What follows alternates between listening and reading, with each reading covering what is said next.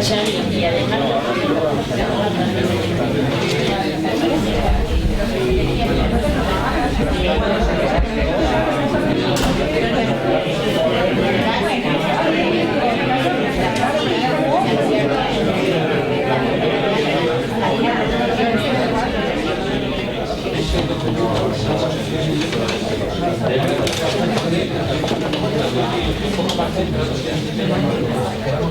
un poco también a nivel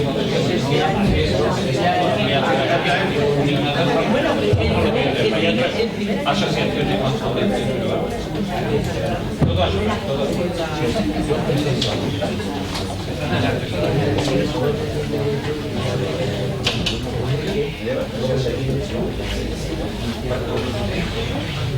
Pero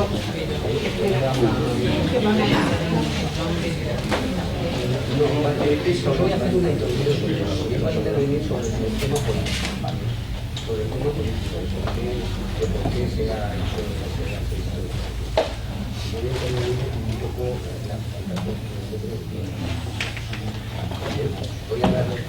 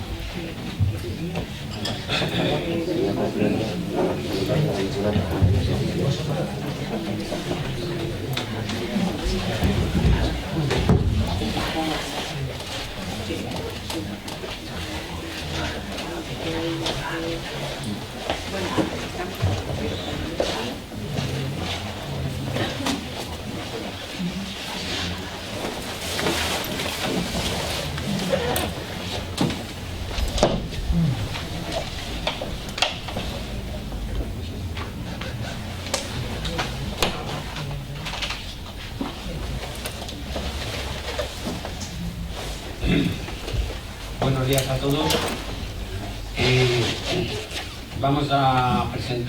Vamos a realizar un acto con un enorme contenido emocional, porque el acto se refiere a las primeras denuncias que se hacen en Madrid que afectan a los deportados republicanos españoles.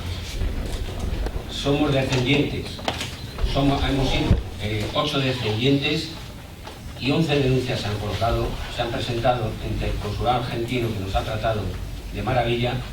Pero antes de nada quiero daros a conocer que ante nosotros se encuentra una persona muy especial, porque es una de las primeras querellantes, Ana García Holgado, Inés García Holgado, que nos honra con su presencia y a la que le agradecemos enormemente todo el esfuerzo que ha hecho. También recordar a Darío Silva, que desgraciadamente ahora ya no se encuentra con nosotros, pero también fue uno de los primeros querellantes. Es muy difícil manifestar brevemente la emoción que se siente siendo descendiente de un español que al final no tuvo patria y muere, como se decía, en los campos.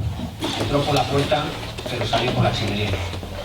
Esa dureza, esa crueldad inexplicable que sucedió en esos momentos, nosotros tenemos la obligación moral, como dijeron ellos cuando los supervivientes del campo, de recordarlos permanentemente. Es un homenaje hacia ellos, pero también es una obligación ética y moral de que su memoria y su sacrificio por la democracia y por la libertad no quede en absoluto en el olvido. Este ha sido el acto que nosotros teníamos obligación de hacer. Nos han recibido en el consulado argentino enormemente, de una manera muy cordial, muy entrañable, muy acogedora. Le damos las gracias a la República Argentina por su acogida, y ya que nosotros aquí no podemos ejercer el derecho que estamos ejerciendo allá.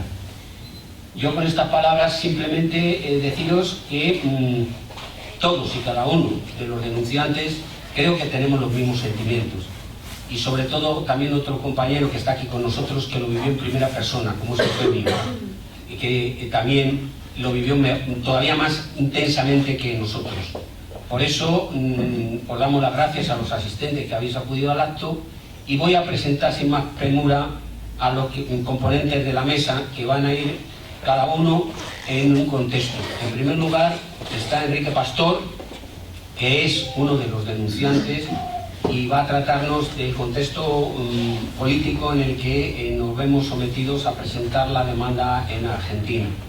Después tenemos el enorme placer de, yo por lo menos, de haberme encontrado con una persona con un carisma y con un cariño y con un conocimiento exhaustivo, que es Ana Messuti. Ana Messuti no solamente es abogada que ha llevado todas este tipo de demandas y denuncias, sino que además es doctora por la Universidad de Salamanca, y eso es muy de agradecer el esfuerzo que está haciendo aquí en España para que nosotros podamos acceder a exigir la justicia que aquí no nos dan. Y también tenemos como ponente, casi no necesita presentación, como historiador y como conocedor exhaustivo y profundo de lo que ha ocurrido en los campos de concentración nazis, a Benito Bermejo. Así pues, sin más preámbulos, doy la palabra a Enrique Pastor para que explique el contexto del que hemos hablado. Muchas gracias, Miguel.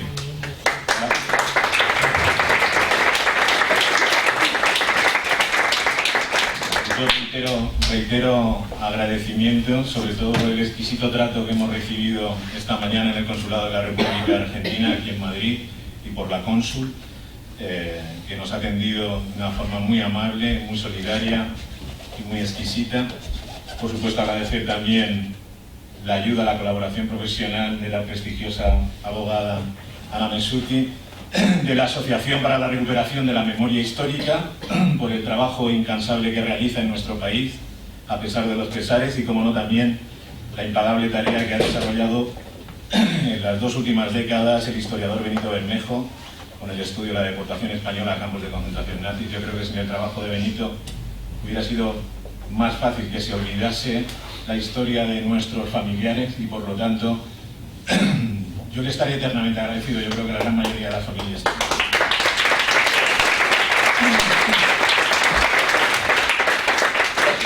Soy nieto de deportado asesinado en Gusen. Estoy obsesionado con Gusen, por eso traigo el cartel. Y quiero dejar bien claro que si hemos dado este paso hoy aquí ha sido porque consideramos imprescindible que se reconozca de una vez por todas la responsabilidad del gobierno franquista en la deportación de nuestros familiares, en la deportación de más de 9.300 españoles a campos de concentración nazis, campos en los que fueron asesinados 5.185 españoles. Cerca de 4.000, en concreto 3.959, fueron asesinados en el campo de concentración de Gusen. La gran mayoría de los españoles fueron asesinados en Gusen. Y sin embargo hay un absoluto desconocimiento en nuestro país sobre lo que allí pasó. Yo fui a visitarlo hace poco y la verdad es que da mucha vergüenza ver lo que queda de Gusen. Mauthausen sigue estando arriba de la colina y sigue estando todo el campo prácticamente intacto, pero Gusen, donde murieron la gran mayoría de nuestros familiares, da un poco de vergüenza verlo. La entrada principal es un chalet privado, lo que era el burdel de los nazis es una casa particular. El molino, que era conocido como el Pozo, donde murieron la gran mayoría de los españoles justo en las canteras, pertenece a los Porchaker, que es la empresa de piedra que está en la zona donde estaba el campo. Bueno, como digo, consideramos imprescindible que se reconozca una vez más la responsabilidad del gobierno franquista en la deportación de nuestros familiares. Alemania ya reconoció su responsabilidad, Francia también asumió su parte de responsabilidad, pero España sigue echando balones fuera y ocultando la verdad de lo sucedido, sin asumir un ápice de responsabilidad. Para los familiares de los deportados es humillante y vergonzoso la actitud que ha mantenido durante todo este tiempo el gobierno español, sea del color que sea. Y como Podrá aclararnos también Anna Messuti, la denegación de justicia sí está considerado delito, sobre todo cuando hablamos de genocidio y de crímenes de lesa humanidad. Y nosotros consideramos que efectivamente no se ha hecho justicia con nuestros familiares. Hay pruebas más que suficientes, como también podrá explicar el historiador Benito Bermejo, que demuestran la colaboración necesaria, la colaboración directa entre el régimen franquista y la Alemania nazi en este negro capítulo de nuestra historia reciente, de la historia reciente de España.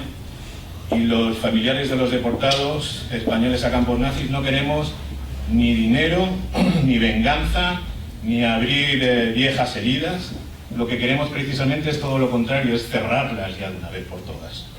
Solo aspiramos a que se conozca la verdad, exigimos justicia y reclamamos en la medida de lo posible la reparación de una parte del daño causado a nuestros seres queridos. Nuestros familiares fueron detenidos, hechos prisioneros, deportados, considerados apátridas, como decía Miguel, torturados, esclavizados y 5.185 de ellos exterminados por el mero hecho de ser españoles.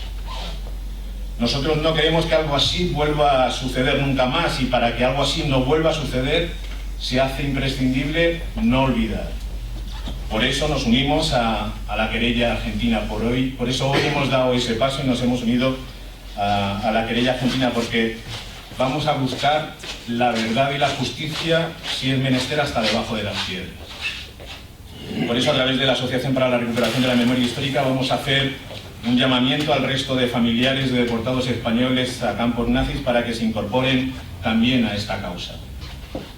En Galicia dieron ya el primer paso este mes de enero. Enhorabuena a nuestras hermanas y a nuestros hermanos galegos. Ahora lo hemos dado nosotros. Esperamos que para el mes de mayo, cuando se conmemore el 75 aniversario de la liberación de Gusen, de Mauthausen y de otros campos, se cuenten por cientos los familiares de españoles deportados que se hayan sumado a la querella argentina. Lamentamos mucho no encontrar amparo en la justicia española. Hoy me comentaba mi compañero Jesús Fuentes Pastor que ya denunciaron ante la Audiencia Nacional y rechazaron esa denuncia en la Audiencia Nacional. España no nos ofrece garantías de justicia, por lo tanto, vamos a seguir reclamándola, porque nadie va a impedir que sigamos exigiendo a las autoridades españolas verdad, justicia y reparación para todas y cada una de las personas, de los 9.300 españoles deportados a campos de concentración.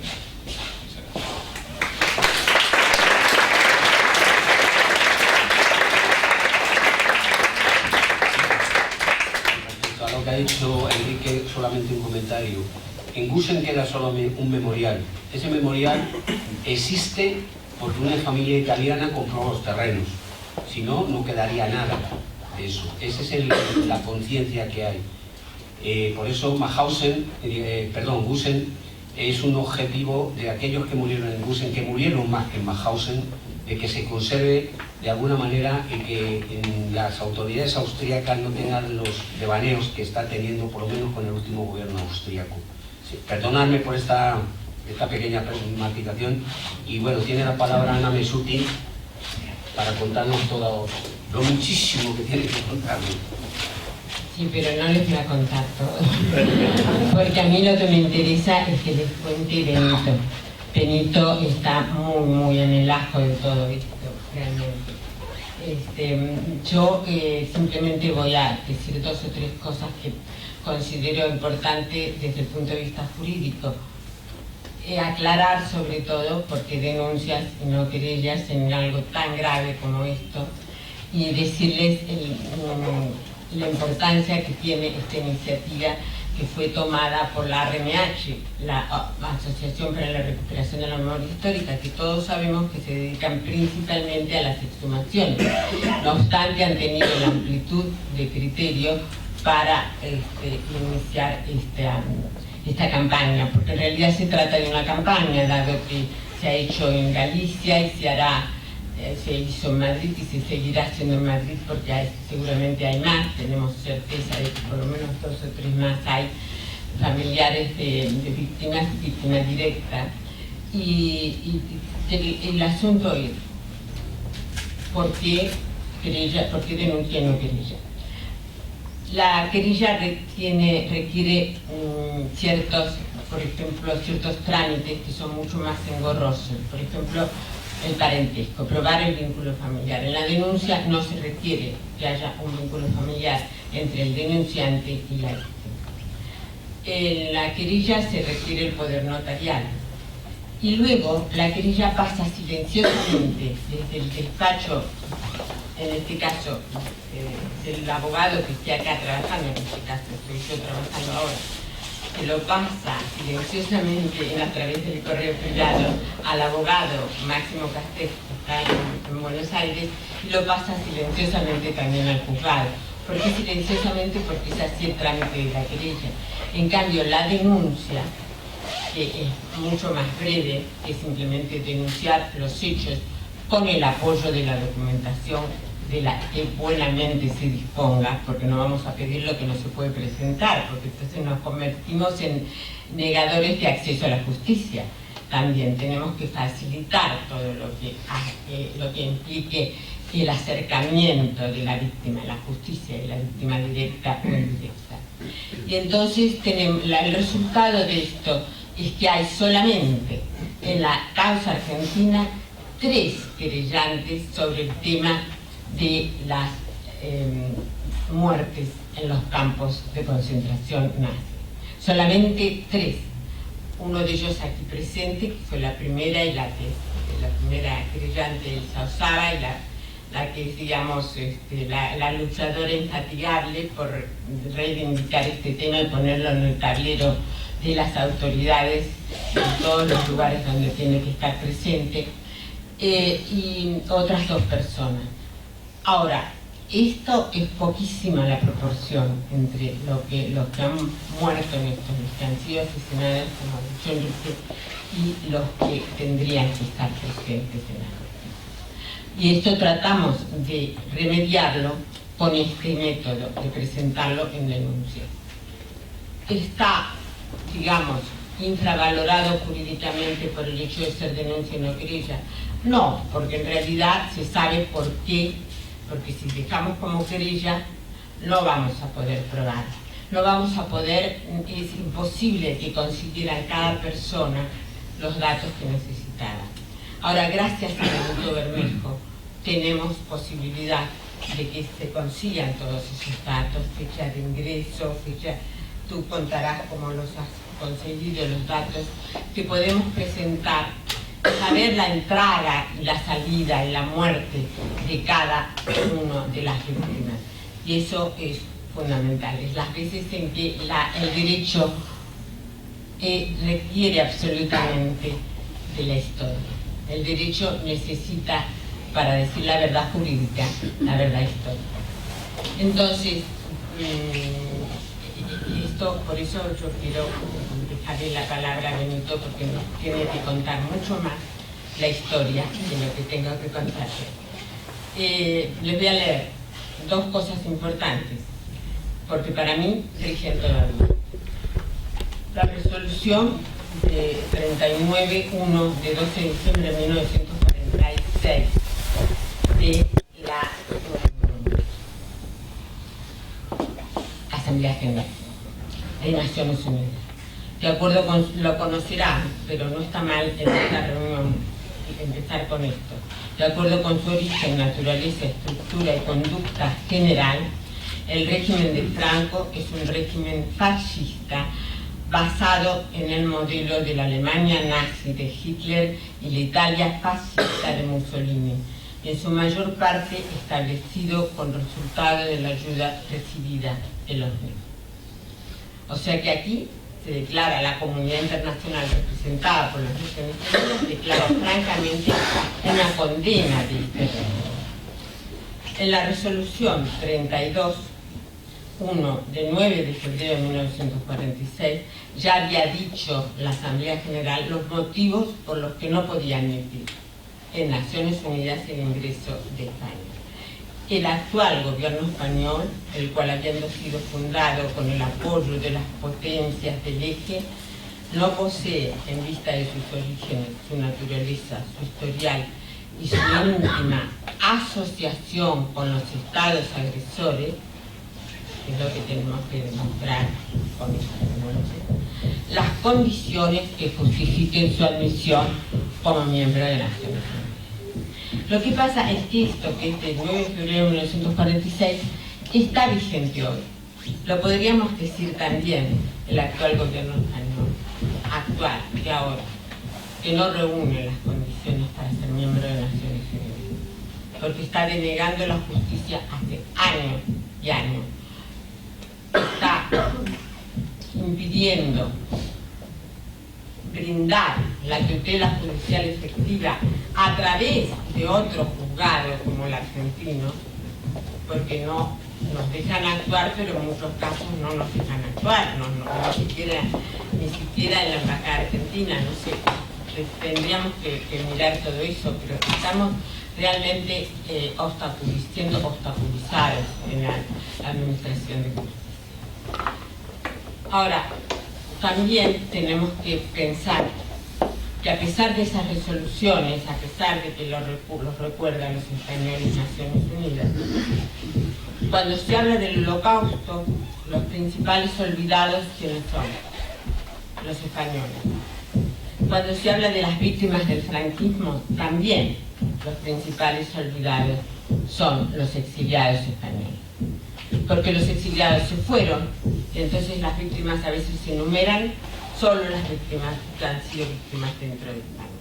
Y se olvidan totalmente que la República ha sido perseguida, como se titula en un valiosísimo libro que dice La República perseguida. Recordar a esas víctimas, tenerlas bien presentes, es esencial por dos motivos desde la perspectiva jurídica. Por una parte, porque asegura, reafirma la calificación, que se llama en derecho la tipificación como crímenes de genocidio o crímenes de lesa humanidad, porque lo vincula a un exterminio, el nazi, cuyo carácter genocida nadie puede poner en duda. Por otra parte, porque universaliza la represión franquista, la extiende más allá de las fronteras, no la circunscribe al territorio español. Si bien la extensión de esta represión fuera de las fronteras ha sido bien demostrada, por algunos casos, por ejemplo, ventilados en la querida Argentina, como el caso de Compañi, lo que podemos hacer, lo que podemos decir es que ha quedado en un segundo plano esta persecución. Pero podemos decir y hablar y mostrar y demostrar, gracias a lo que los documentos recopilados por Benito Bermejo, que ha sido un abandono deliberado de los españoles al régimen nazi. Se trata, lo podríamos bautizar así, es una propuesta de una delegación internacional del acto criminal. Es como si Franco, cuando dice no son españoles, son rojos, hubiera delegado en Hitler el acto criminal que de otro modo lo hubiera cometido aquí. Lo que pasa es que, claro, hay condiciones y condiciones de sufrimiento y de muerte. Vamos a ver, lo que tiene la obligación del Estado que tiene de proteger y amparar a los ciudadanos es una obligación totalmente incumplida. No cabe ninguna duda respecto a la calificación de los hechos. Le tendríamos que atribuir la misma calificación que al Holocausto. Pero como tenemos que ser muy prudentes y muy medidos, tenemos que pensar que el régimen franquista simplemente se ha valido de otro régimen igualmente represor, pero a una escala bastante más terrible, podemos decir. No hay palabras que lo puedan aclarar, que lo puedan decidir. Se ha valido de ese régimen para deshacerse de aquellos españoles cuyo retorno consideraba no conveniente. tal vez se podría tipificar como crimen internacional nuevo el abandono del ciudadano. Pero lo que quería decir, por ejemplo, es, sobre todo, es que hay casos, muchos, en los que el derecho, ante los horrores de la conducta humana, se fragmenta. Lo que dijo Hannah Arendt: los crímenes nazis hacen estallar los límites del derecho. Lo que pasa es que en España ni siquiera se ha aprobado mínimamente si se hacían estallar o no los límites del derecho español. Ni siquiera se ha aprobado. Esperemos que con estas cosas algo estemos haciendo. Bueno,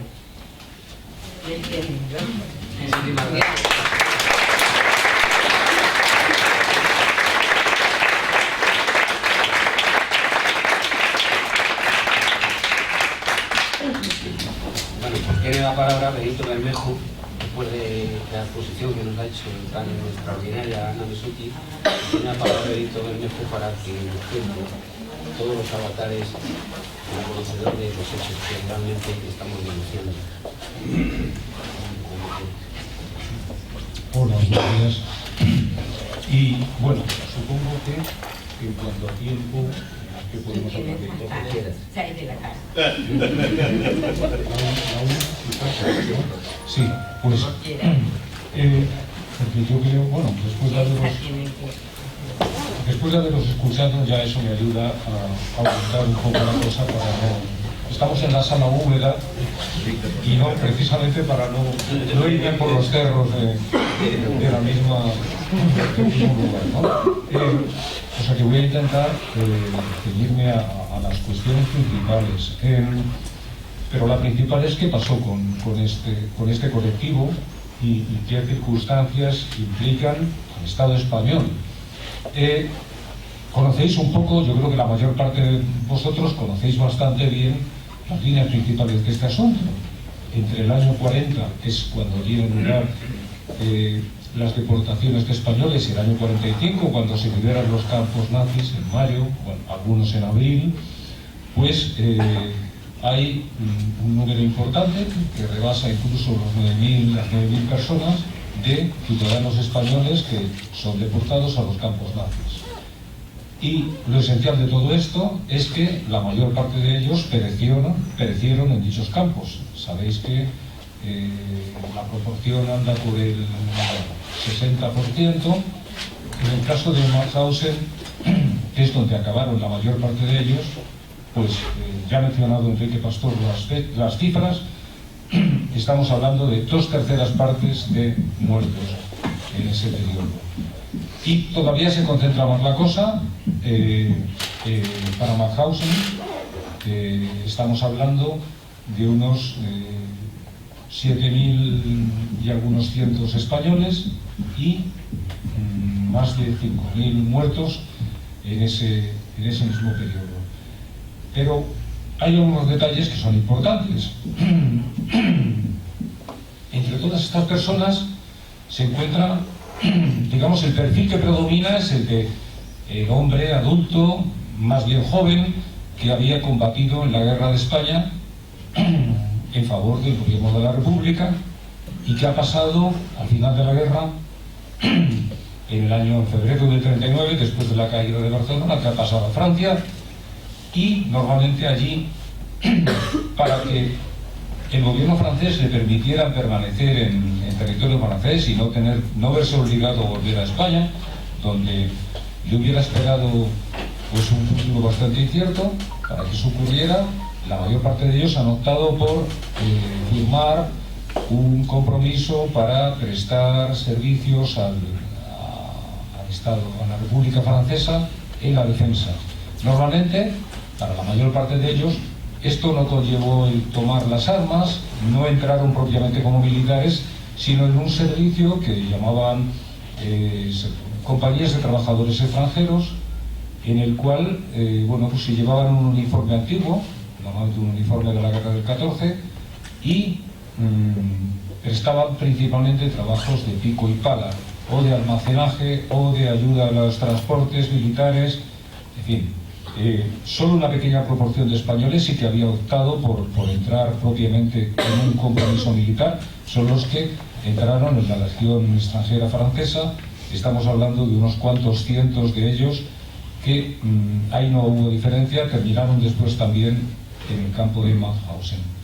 Pero lo cierto es que ya sabéis que esto ocurre en el otoño del año 39, es decir, pocos meses después de haber entrado estas personas en Francia, y unos meses más tarde, cuando tiene lugar la gran ofensiva alemana y el hundimiento de las líneas francesas, las tropas de la Wehrmacht hacen prisioneros a un número importante que rebasa varios millones de personas, de soldados, en general soldados de la Francia, pero también de los otros países que venían como aliados de Francia. Son prisioneros de guerra. Así las propias autoridades alemanas los consideran. No hay que olvidar que Alemania había firmado los convenios internacionales que establecían un trato, pautado, un trato normalizado para los prisioneros de guerra, que implicaba unas ciertas garantías.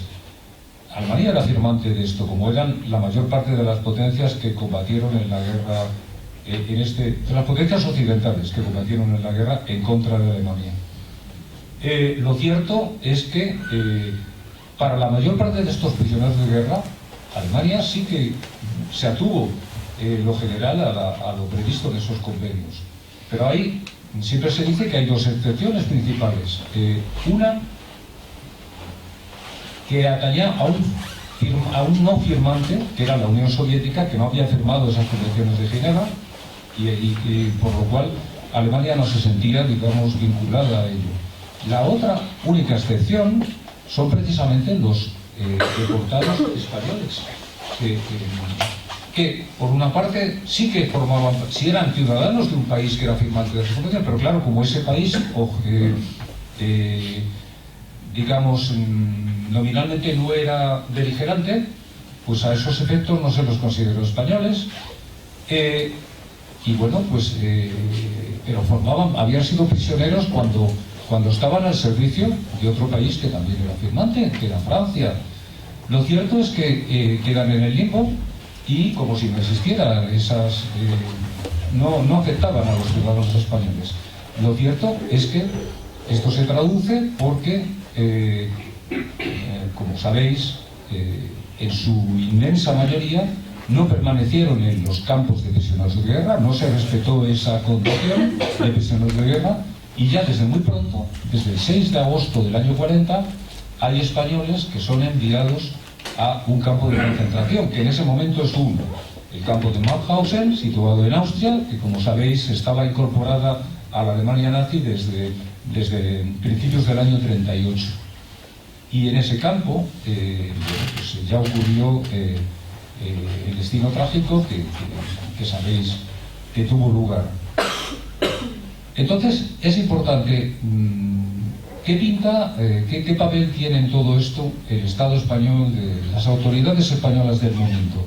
Aquí hay varias cuestiones importantes. La primera es, ¿supieron? Sí, la respuesta es sí, supieron y conocieron desde muy pronto, como mínimo desde las 2 primeras semanas de agosto del 40, ya tenían constancia oficial, incluso por la vía diplomática, ahora veremos por qué, que se concreta, de que había españoles siendo deportados a campos de concentración y a Alemania nazi. O sea, la respuesta es sí, supieron. Y luego la cuestión es ¿qué han podido hacer o qué han hecho con respecto a ellos? ¿Han ejercido alguna labor de protección hacia estos ciudadanos españoles? La respuesta es, en lo esencial, no. O sea, hay una indiferencia, como mínimo una indiferencia. No podemos probar que haya una carta blanca explícita, no conocemos ese documento, si existe, pero nos consta que sabían y ante eso no hay una acción de protección hacia estos ciudadanos españoles. Importante todavía más es que cuando tenemos en cuenta quiénes eran estos españoles, porque lo cierto es que no se trata solo de ese perfil principal de hombres adultos y que han optado por prestar un servicio a Francia en la Guerra Mundial, sino que también había entre estos españoles niños, o sea, había hay que recordar que el español más joven que queda internado en el campo de Mauthausen fue Félix, que sepamos, era Félix Quesada Herrerías, que tenía en agosto del 40, cuando llega él con su familia a la estación de Mauthausen, en ese mismo tren en el que estaba Eufemio García, que está aquí con nosotros. Eufemio tenía entonces 6 años, pero justamente Félix Quesada cumplía el criterio que entonces siguieron los jefes del campo de Mauthausen, que se quedaron, digamos, dejaron allí internados a los mayores de 14 años. Félix Quesada era internado en el campo de Mauthausen. Hay que dar la cuenta que Félix tiene 14 años en agosto del 40.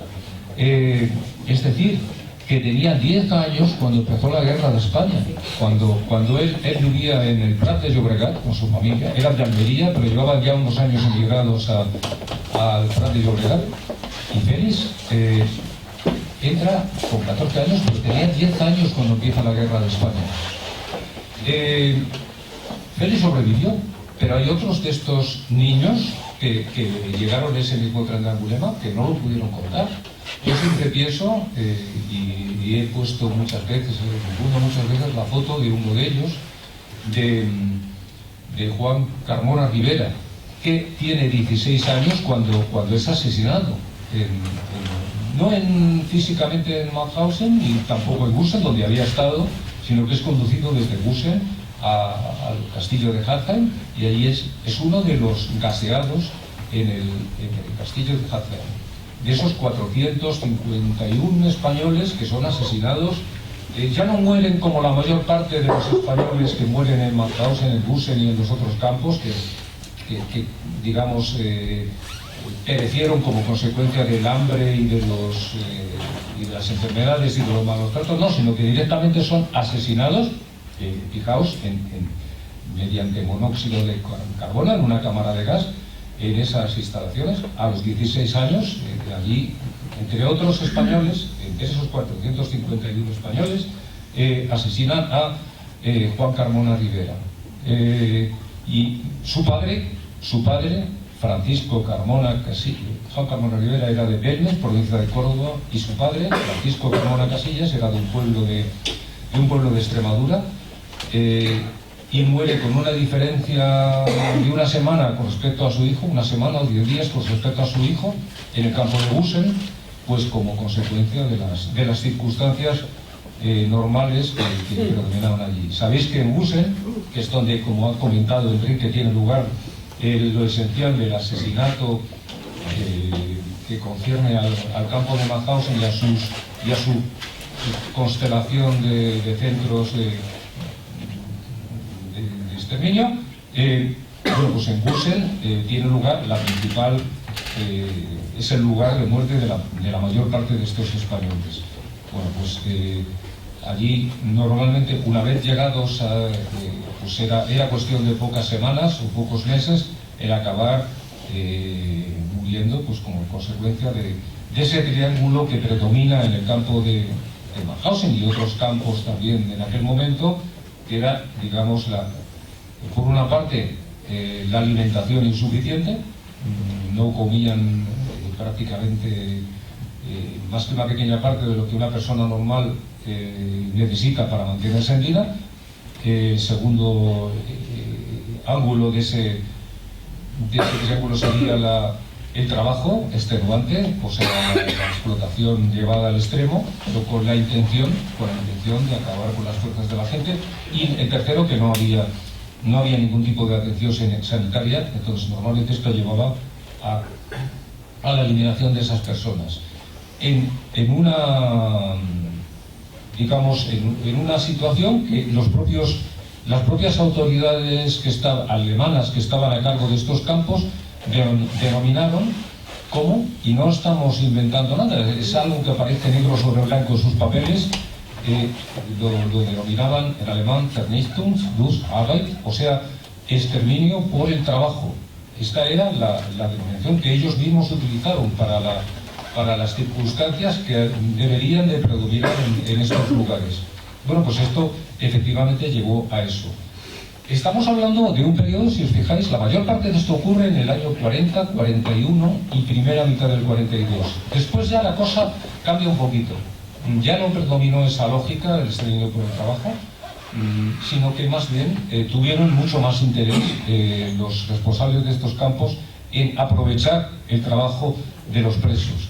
Hay un español que sobrevivió a Mauthausen y que lo definió muy bien, decía que estuvo en Gusen, precisamente da un testimonio muy interesante sobre el molino que ha mencionado Enrique, y este hombre, que era del pueblo de León, cerca de Villalpando, decía, al principio, en realidad los nazis no tuvieron mucho interés en nuestro trabajo, más que en utilizarlo como un medio, como un pretexto para exterminarnos.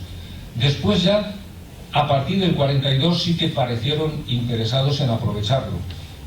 ¿Por qué? Porque ya Alemania tenía necesidad de la fuerza de trabajo, de la mayor fuerza de trabajo posible, ya les venían maldadas en los frentes, sobre todo en el frente del este, y realmente necesitaban mantener vivos a estos presos. Entonces eso conlleva que la tercera parte de los españoles que quedaban vivos para entonces normalmente ya tenían muchas cartas para llegar en vida hasta el final, y esto fue así, ¿no? O sea, la muerte de estos españoles se concentra en esos 2 primeros años, que como veis a veces tal se concentra como que es cuando tienen lugar los asesinatos directos, ya no como consecuencia del hambre, etcétera, sino asesinato en la cámara de gas. Esto es importante también porque nos sugiere un enlace entre 2 historias que no son lo mismo, pero que sí que tienen que ver. Y me refiero a la historia pequeña, por así decirlo, de estos españoles en los campos, y la historia, digamos, grande, que se cifra en millones, del asesinato en los campos del este, bueno, como parte de lo que se ha denominado el Holocausto, o lo que llamaban los nazis la solución final, ¿no? Y que fue lo que tuvo lugar en campos como Auschwitz, y situados sobre todo en la Polonia ocupada y otros campos. Y ese enlace yo lo encuentro en que estos, por ejemplo, estos 451 españoles que son gaseados en Hatay, uno se pregunta ¿por qué? Porque si ya estaban muriéndose en Gusen, ¿por qué los tenían que llevar a 40 kilómetros de allí para gasearlos? Pues muy probablemente tienen simplemente un carácter experimental. Estaban todavía, digamos, afinando los procedimientos que más tarde servirán para eliminar a personas ya no por miles, sino por millones en los campos del este. De hecho, los responsables de campos, de centros como el de Hatay, que no era parte del campo de Mauthausen, no dependía de ellos, formaba parte de otra entidad que se llamaba Enclave, que llamaban los nazis T4, que desde el año 39 estaba ya eliminando a enfermos, a personas de los colectivos considerados por los nazis como, y de nuevo aquí utilizan una denominación que ellos, en ese lenguaje, digamos, crítico que a ellos les gusta, que es vidas indignas de ser vividas. Y bueno, pues allí estaban eliminando ya a enfermos alemanes, pero esa operación queda paralizada en el año 41 porque hay un cierto escándalo, digamos, llega a la opinión pública en Alemania el conocimiento de lo que está pasando allí, y bueno, pues se para la operación, pero no se para el uso de estos centros, como el de Hatay, para eliminar a personas que en este caso ya van a ser de otro colectivo, que van a ser presos seleccionados en Mauthausen, en Gusen y en otros campos. No son españoles, atención, porque allí mueren unos 451 españoles, pero hay un número parecido de polacos, hay un número parecido de prisioneros soviéticos, prisioneros de guerra soviéticos, que ya están allí desde el otoño del 41. Y claro, uno se pregunta por qué matar a moribundos que a lo mejor no tenían muchas expectativas de más de unos días de vida si los hubieran dejado en Gusen, pues la explicación es ese carácter experimental. El personal que está a cargo de centros como el de Hagen lo vemos unos meses más tarde, un año y medio más tarde, a cargo de esas instalaciones y situadas en el este de Europa, donde va a tener lugar, digamos, la otra operación. El exterminio, digamos, ya por cientos de miles de personas, millones de personas, de las poblaciones judías de Europa. O sea que hay los españoles, digamos, formaran parte de esas tareas de perfeccionamiento del procedimiento industrial de asesinato, que después van a servir para un año y medio más tarde. Bueno, Serrano Suñer. Decíamos que hay pruebas. Yo no sé si hasta qué punto, porque claro, aquí tendríamos que citar fechas, tendríamos que citar documentos, pero es importante, creo, vamos a centrarnos en un momento concreto. Septiembre del 40. Ya hemos dicho que hay constancia desde agosto, hay documentos en que, porque fijaos, ¿por dónde llega noticia a la embajada, a las autoridades españolas de que hay españoles siendo deportados a Mauthausen? Pues nada menos que por las autoridades alemanas, que consultan, piden al gobierno de Franco, piden su opinión y les dicen ¿qué hacemos con estas personas? ¿Qué quieren ustedes que hagamos? Esto es 20 de agosto del 40, no hay respuesta, pero fijaos, no es una cosa única, hay 4 consultas, agosto, 20 de agosto, finales de agosto, septiembre, 4 ocasiones en que la embajada alemana en Madrid reitera esa consulta, 0 respuesta, no consta la respuesta. Hay, sin embargo, una nota que aparece, porque tienen noticia, sí que piden un detalle, piden información detallada a la embajada española en Berlín, que contesta unos meses más tarde, dando detalle de qué pasó con ese transporte del 20 de agosto, el transporte de Angulema, por ejemplo, transporte en el que se encontraba Eufemio y su familia. Bueno, pues, y allí les dicen todo lo esencial. Les dicen que hay españoles que sí que fueron llevados, pero que quedaron internados en el campo de Mauthausen y que las familias fueron devueltas, las mujeres y los niños menores de 14 fueron entregados a España.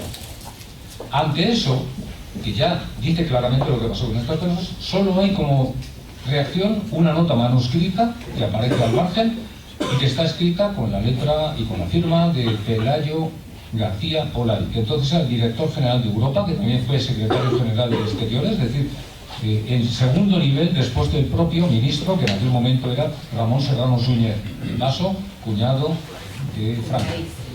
Bueno, pues esa nota dice, esa nota donde, ya digo, se explica lo que pasó con estos españoles que habían quedado en Mauthausen, la nota indica, puesto que no parece conveniente hacer nada en favor de los internados y además se desconoce quién inició estas gestiones, archívese.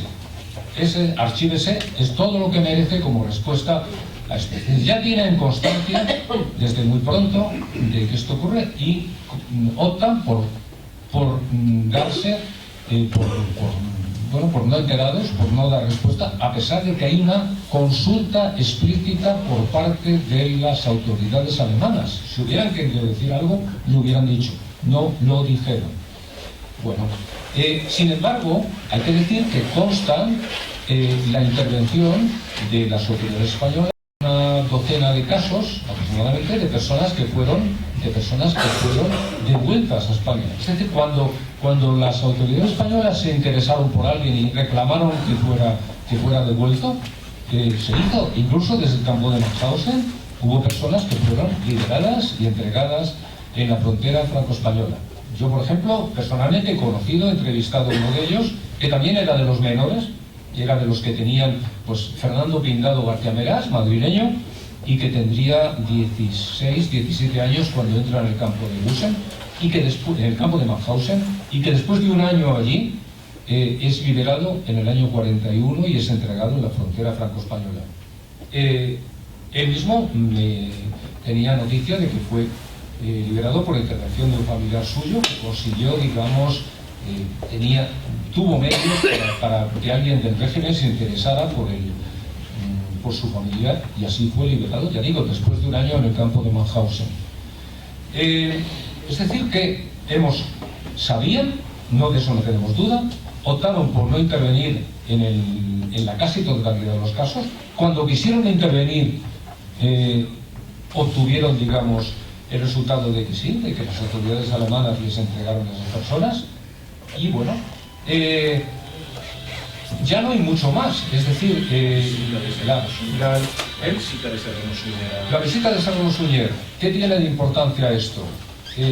Bueno, pues eso tiene lugar, es una visita muy larga, hizo varias, pero ahí es la visita más larga, que duró casi 2 semanas, en que Serrano Suñer pasó por Berlín y pasó por otros lugares, digamos, de la Europa, incluso llegó a Francia, ocupada las zonas de Normandía, donde los alemanes estaban preparando que no tuvo lugar luego, la prevista invasión de Gran Bretaña.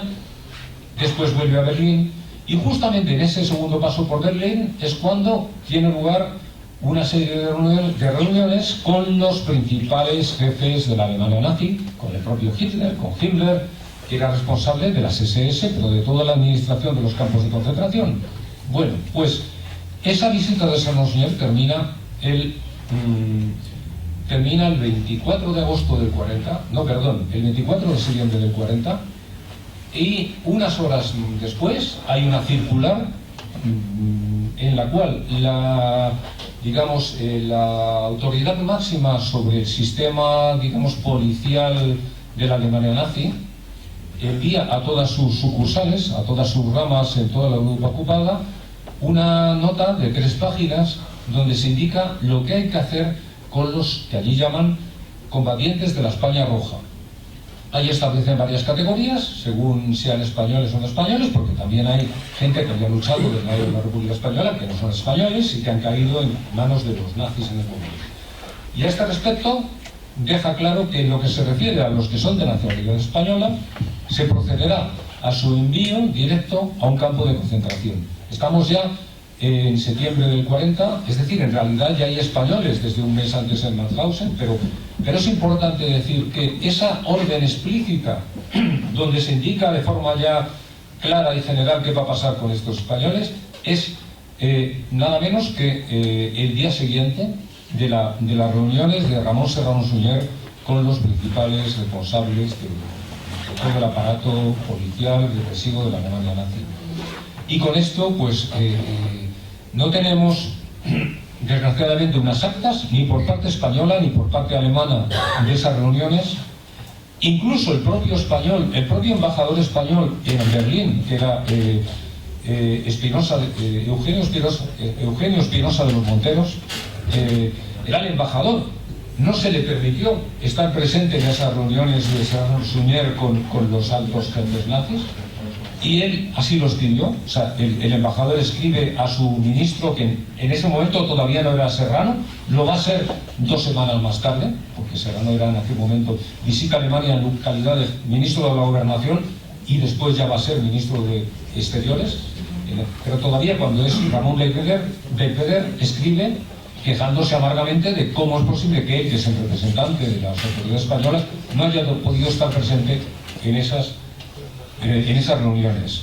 Bien, pues esto es lo que queda claro entonces, que hay una coincidencia en esas reuniones, en el tiempo entre esas reuniones y la decisión, digamos, la orden explícita de lo que ha de pasar con los españoles que están en manos de los nazis.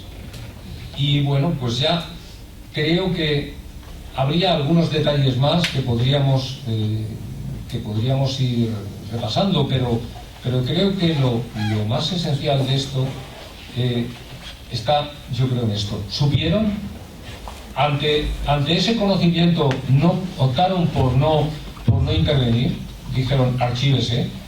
Queda claro que hubo un ofrecimiento, incluso por parte alemana, de bueno, si ustedes los quieren, es cuestión de ustedes, díganos qué hacemos con ellos.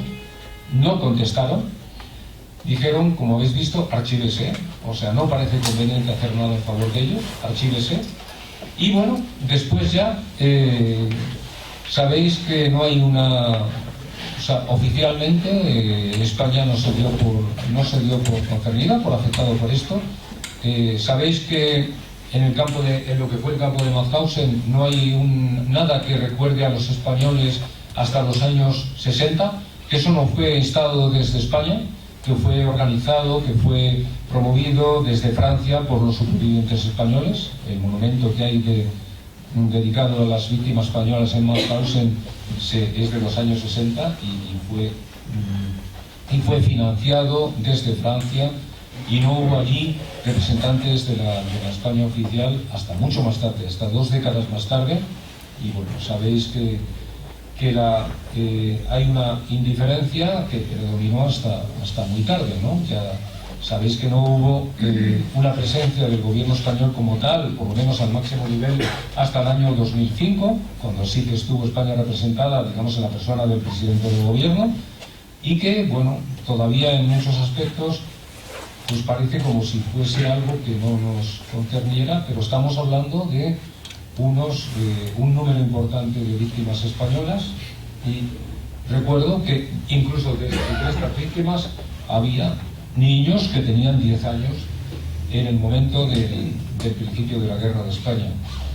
Entonces yo creo que, bueno, que es algo que reclama todavía que la sociedad española, que las autoridades españolas asuman como algo que nos concierne como país el destino de estas personas. Y bueno, creo que todavía pues quedan cosas por hacer. Espero que estas iniciativas pues sirvan para afianzar esto y para que exista pues alguna que se dé algún paso adelante en este camino. Y por mi parte, nada.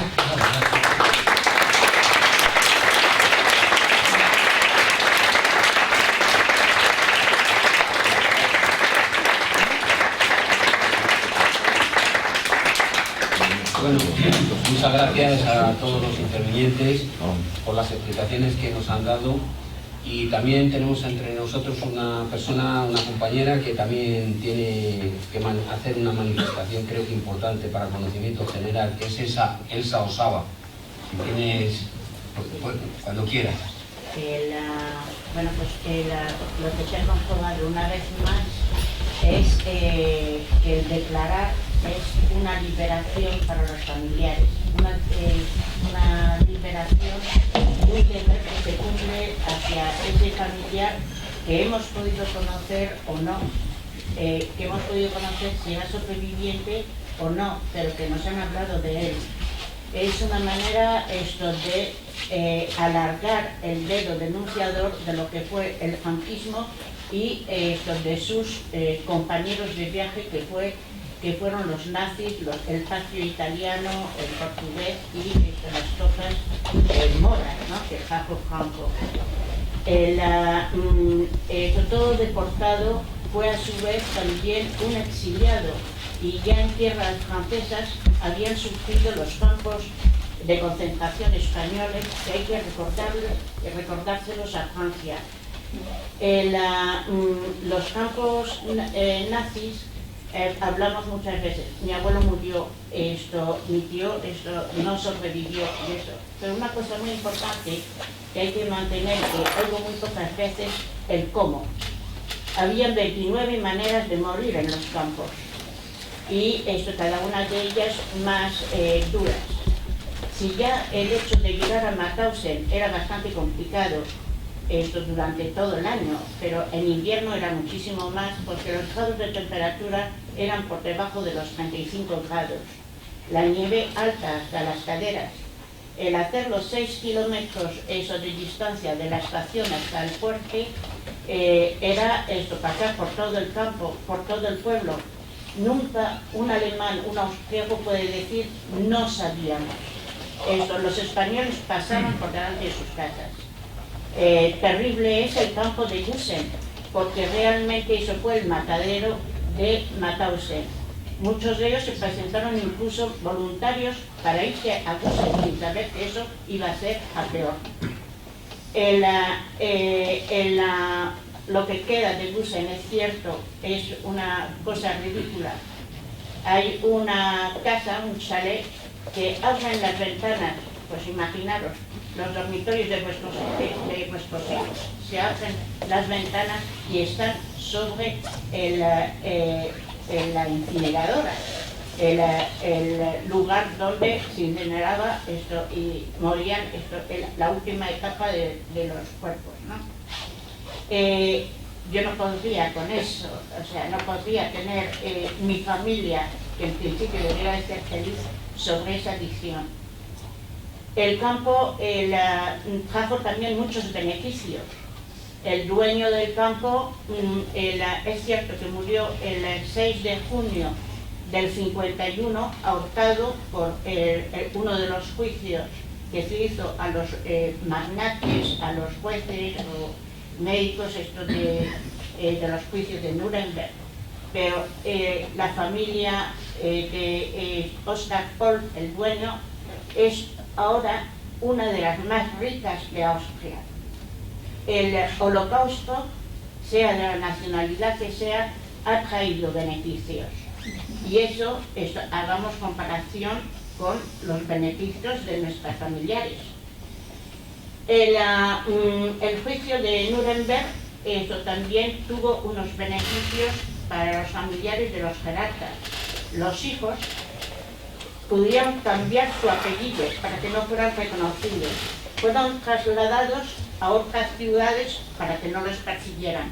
Y tuvieron en el año 46, en que nadie sabía lo que era, un psicólogo, tuvieron psicólogos para que los atendieran de sus traumas, de que de la noche a la mañana sus padres pasaron de ser una cosa maravillosa y grandiosa a ser unos monstruos.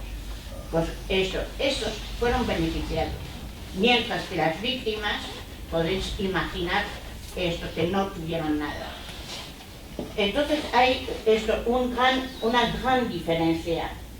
Yo, por ejemplo, con Enrique, él dice, no queremos nada. Es cierto, cuando declaré ante Ana la historia familiar, ella me dijo, ¿qué quieres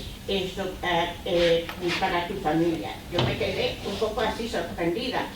Lo económico no me interesaba y además mi respuesta fue, no hay suficiente presupuesto en un estado para una sola víctima de estas características. Pero un juez colombiano, eso me hizo cambiar de opinión. ¿Cómo lo pasaron en España las viudas? ¿Cómo lo pasaron sus hijos? ¿Cómo fueron perseguidos? Eso tiene que pasar factura al Estado. Y solamente lo ha pasado Francia, que ya es algo. Pero nunca será reparador de todo el daño hecho. Entonces, sí es la multa que se les debe de pedir y exigir.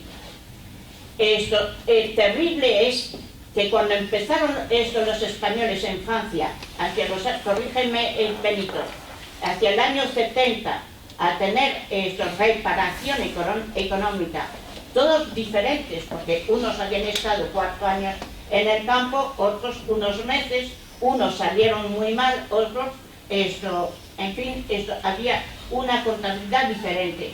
Pues bien, ¿por qué no lo van a beneficiar los familiares? Aquí no ha habido nada, ni tan siquiera información. Tú has trabajado con Pilar Pardo en Andalucía por esas reparaciones. Hay una institución, una asociación muy famosa que se ha callado. Y eso es un daño. Después, hoy hemos disfrutado y ha sido un día de fiesta para todos. Pero pienso en ayer. Ayer estuvimos en la puerta de los juzgados penal con Willy Toledo. Había cámaras, periodistas, 1000. Hoy, ¿cuántos hemos tenido? Esto es un abandono más estatal. Y hemos estado varios llamando a la prensa, distintos titulares y demás, no han aparecido. Es un desprecio más. hemos sufrido de distintas instituciones desprecios, abandonos, desamparos, incluso esto del comisionado de la memoria histórica de Madrid. Tenemos muchas cosas que hacer. Una de ellas es el reconocimiento jurídico del exilio, que fue el primer paso de estas víctimas, y el reconocimiento jurídico de los deportados. El 12 de mayo de 2015 se presentó, Juan Tardá presentó una proposición no de ley para el reconocimiento de los deportados. Se abstuvo el PSOE. Eso fue un dolor para las familias terrible. Una veintena de deportados no han podido disfrutar de ese reconocimiento y no quedan más que 2 o 3. Es una vergüenza. Todavía estamos pensando en ser reconocidos 75 años después. Muchos de estos españoles han sido considerados apátridas. Mueren en tierras extranjeras. Cuando compañeros nuestros hablan de los desaparecidos de aquí, con números, 114.000 y pico, pero sin embargo se olvidan de los españoles que mueren más allá de las fronteras y han luchado. Esto debemos de recordar todos esos españoles y traerlos aquí, como se hace a cargo del Estado con los de la División Azul. Me alargaría mucho más. Hay muchos deberes a hacer.